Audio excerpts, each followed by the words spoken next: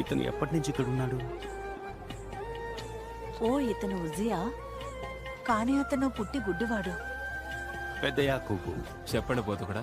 బావిలో నుంచి కొన్ని నీళ్లు తీసుకుంటా. నీ స్నేహితునికి పరిచయం చేస్తావా? మీరేం చేస్తున్నారు? అలా ఆ చేయొద్దు. చూపు నాకు అర్థమైపోయింది. ఎందుకని? ఇది విశ్రాంతి దినం. అయితే ఇంకా మంచిది.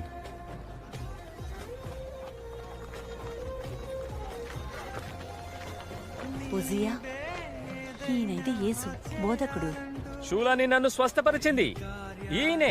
బర్నబీ తన చెవిటివాడు కాదు, గుడ్డివాడు. శబాషలం విజయ్. బోధకుడా, వీడు గుడ్డివాడై పుట్టడానికి ఎవరు పాపం చేశారు?